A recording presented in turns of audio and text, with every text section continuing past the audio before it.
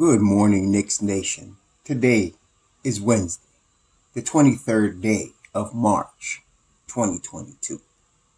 I hope that you and your family are safe and healthy today, and that the needs of you and your family, in terms of food, shelter, clothing, as well as health, are being met. Blessings upon those that work in the healthcare field and the first responders, who every day are trying to save lives, and those that pick up garbage to keep streets and sidewalks clean, and those that make deliveries for our convenience. Double blessings on the men and women trying to help rescue, deliver, recover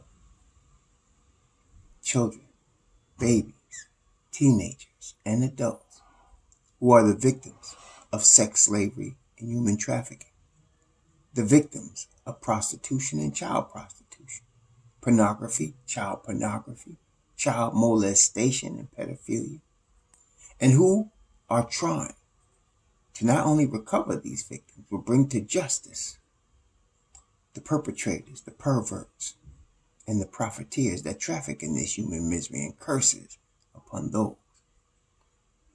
Blessings also upon the homeless. 600,000 men, women, and children on the streets of the United States of America, and millions around the world in similar or worse conditions, and blessings upon them, for theirs is the kingdom. There was a basketball game last night. The Knicks lost to the Atlanta Hawks as expected, 117 to 111. And as normal, the Knicks had a chance to win this game. And as normal, some questionable substitutions by Tom Thibodeau in the fourth quarter cost us the game. You know, I was saying last night on my man Jay Ellis's show, in the presidential elections, when people are trying to predict from the media who is going to win the presidential election, it generally is a Republican and a Democrat, and they're trying to predict which one of those two are going to win the election. One of the things they look at is a thing called a bellwether. What is that? The bellwether is a state that usually predicts the outcome of an election by picking whoever they pick. So Ohio, the state of Ohio, is called a bellwether state because whoever the state of Ohio picks, or whoever wins that state, generally wins the presidency. I don't know why it is, but that's what it is. So they call it a bellwether state. It's not that Ohio is the greatest state in the world. It's not that it's the worst state in the world. It's just the state that if the candidate wins it, they more than likely will win the presidency. Well, Deuce McBride is my bellwether. He is the indication to me of whether the Knicks will win the basketball game. If he plays more than 20 minutes a game, there is a strong likelihood the Knicks will win. If he plays less than 20 minutes, there is a strong likelihood the Knicks will lose. And that has been the case this season. So that being the case, and I think someone's put up a stat that when he plays 20 plus minutes, the Knicks are 7 or 8-2, something to that effect. And so last night he played 8 minutes. So what do you think happened? Now, here's where we get into a little bit more of the details. So Trae Young, everybody knows, can shoot the ball from logo in. And when he's feeling on, most of those shots are going in. Last night he had 45 points.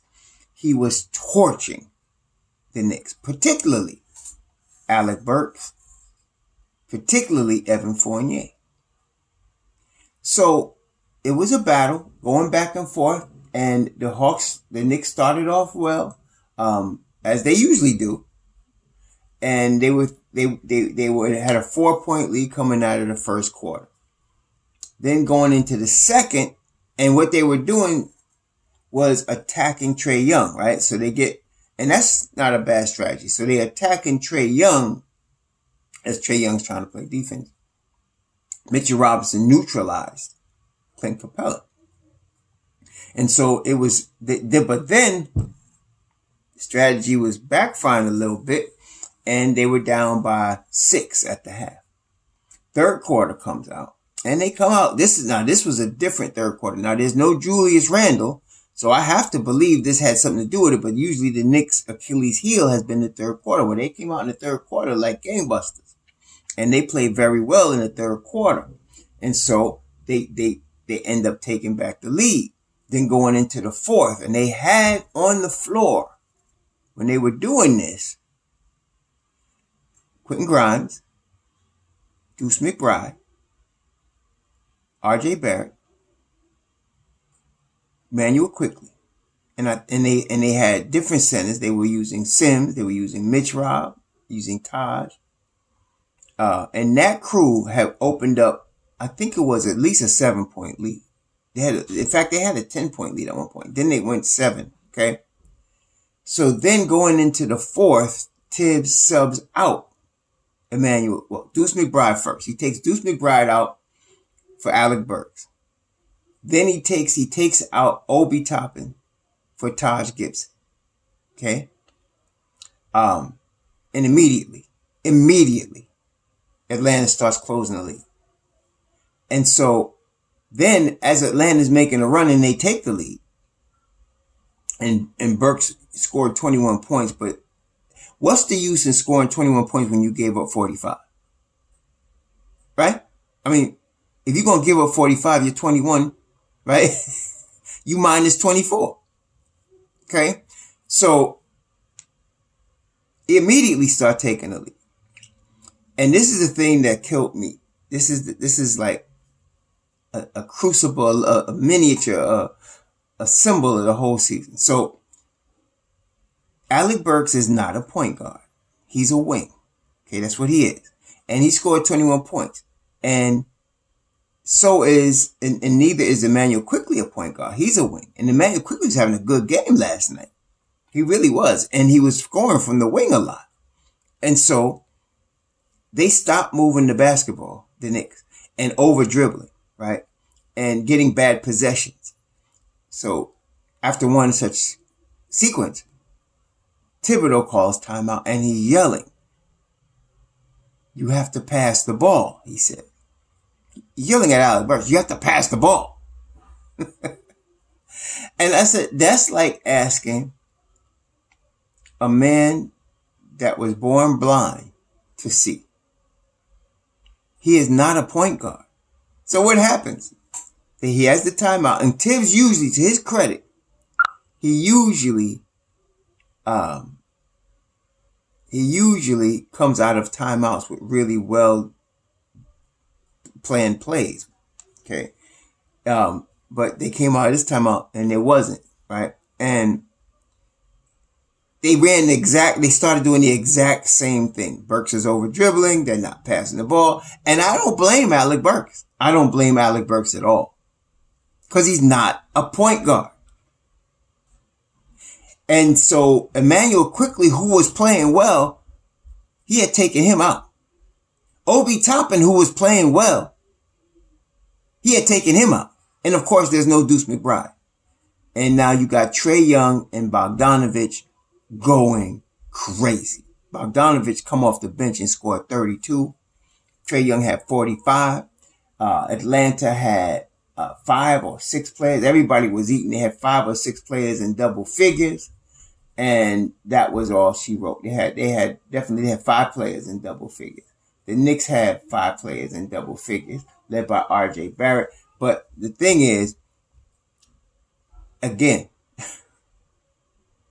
R.J. played almost 42 minutes last night. 42 minutes. In game 72, 73, 72? He played 42 minutes last night.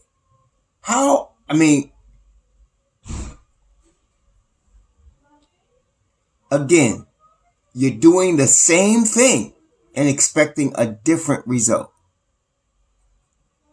And this was very egregious to me because this was a winnable, again, a very winnable game. No Julius Randle didn't matter. They could have beat Atlanta last night. The game was close all game. It wasn't like Atlanta blew them out. With Trae Young scoring 45, they didn't blow out the Knicks. The Knicks were right there. But he's dependent on a 36-year-old. And here's another little, if y'all saw it. The Knicks were trying to make a run. Atlanta was withstanding the run, and just to put them out of their misery, he crossed up Taj Gibson and left his ankles at the top of the key. I thought when he was jogging back after he did that, I was like, man, you should be ashamed of your little self to be abusing an old man like that. Daggone, man. I was like, dang, man, shoot, that was bad. And Obi would have been better because Obi is young and what he was doing was sprinting. He was getting from point to point. Obi was all over the place when he was out there. Okay. And of course Deuce was. And IQ, that was a nice lineup. And no Grimes, no Deuce. And then, so, that was that. And the thing is that I'm a little bit numb, because I was wondering if they were going to win that game with Julius out. I thought they would have a chance to win because they would become more team basketball. I thought, you end up having the basketball move a little more. They had 20 assists. It's not as good as I would like to have been, but that's again because they don't have a point guard. And the thing is that what people don't recognize is Obi Toppin and Mitchell Robinson will go to new levels. Their games will rise if you get them a real point guard.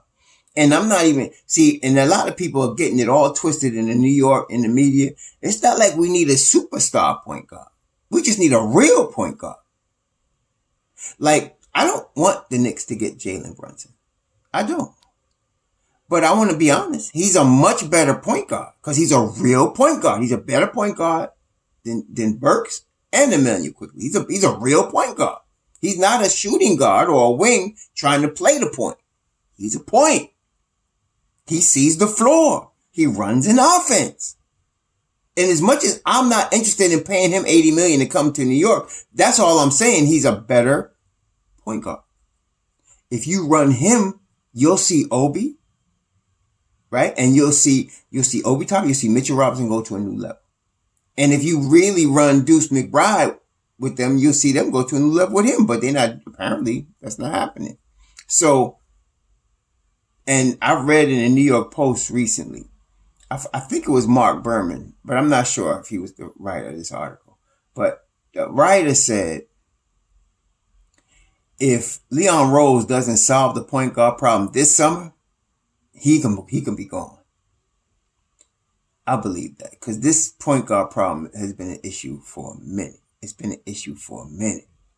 So, yeah. And so this summer, we talked a couple of videos ago about the point guard options. You got Colin Sexton, you got who's going to be available.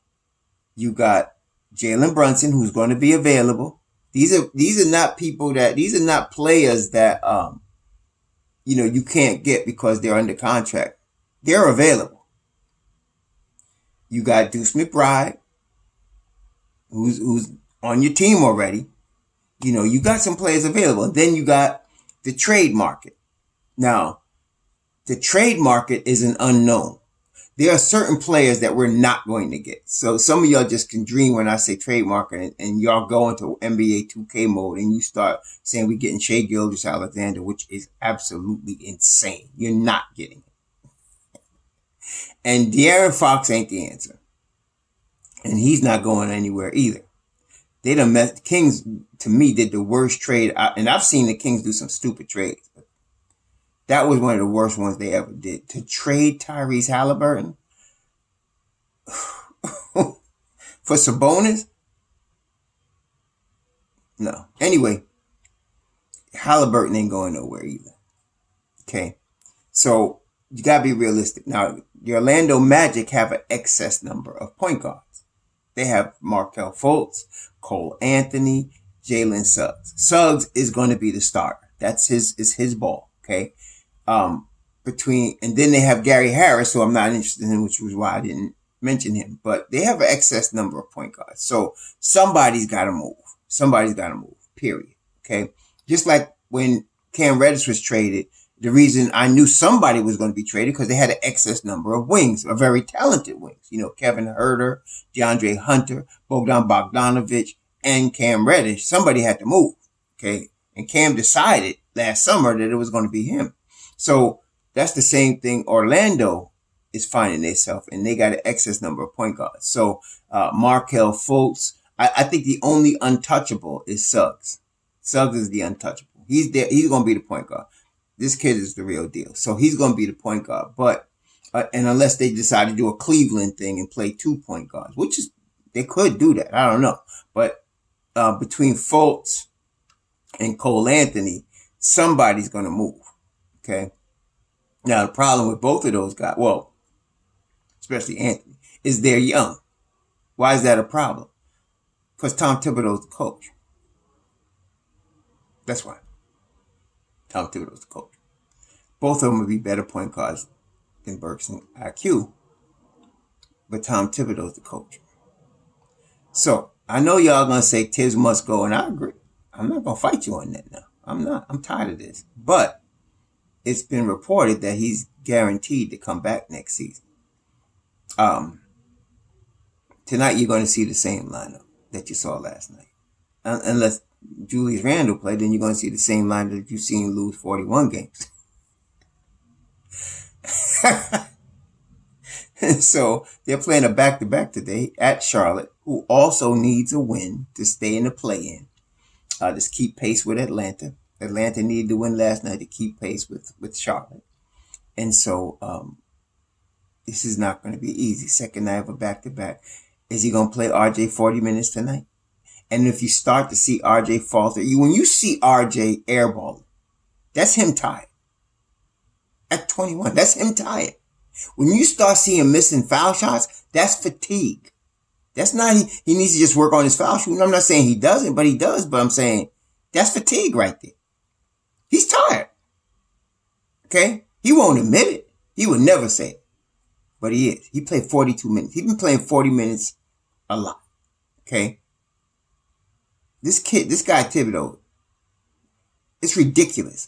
It really is. It's ridiculous, man. So, anyway, yeah, Barrett played 41 minutes, 42 minutes.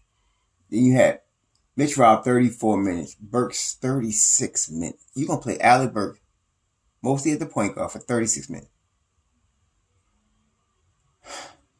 Anyway, and Deuce gets 8 minutes, and Taj Gibson gets 20 minutes, and Obi Toppin gets 24 minutes. And he produces for you. 5 out of 7 from the field, 7 boards, 3 assists.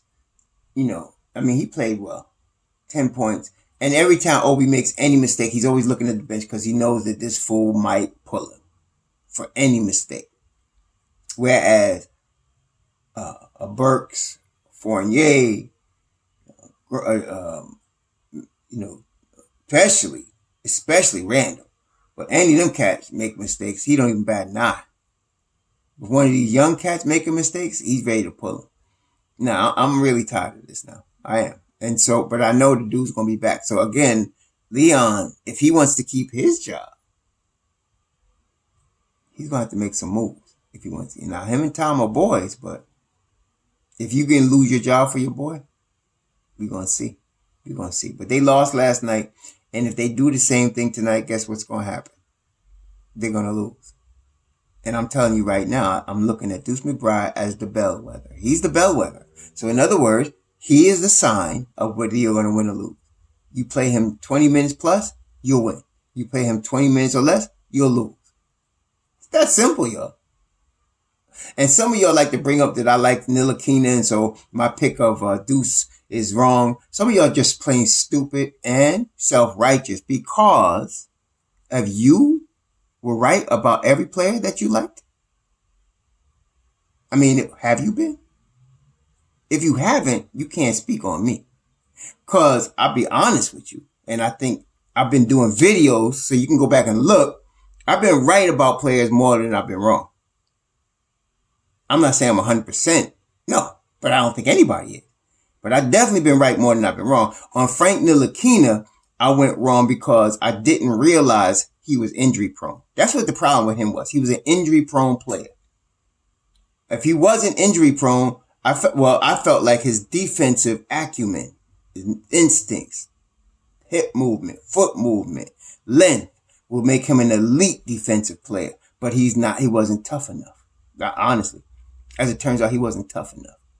Okay, I wasn't as concerned with his offense. I'm a defensive guy. I like great defense, and he was a piece that could play great defense. But he was just, and he still is. He's injury prone. Okay, that's it. Deuce is not that. The dude is tough as nails. Not only that, but unlike Frank couldn't play offense. He wasn't a great offensive player, obviously. Deuce has game offensively. He can pass the ball. He has high IQ, and he can shoot it. And of course, he's an elite to me. He's got an elite talent on defense, defensive elite talent, And so, he's the bellwether. Yeah, he's not going to be pulled hamstring when it's time for him to play, or pull groin as Frank was every other day. No. This kid is tough. He's a football player type guy. He's tough, man. So, he's the bellwether. So tonight they play Charlotte. I'm going to be watching like all of y'all. I'm going to be more stoic than I usually am until they start making a run with the youth. Then I'll be on the edge of my seat hoping Tibbs don't lose it for us, because that's how it happens. The youth will be winning us the game, and Tibbs will lose it by putting veterans in. That's been the formula, and it hasn't changed. Anyway, we'll see. Y'all have a good Wednesday. Be safe out there. Shalom.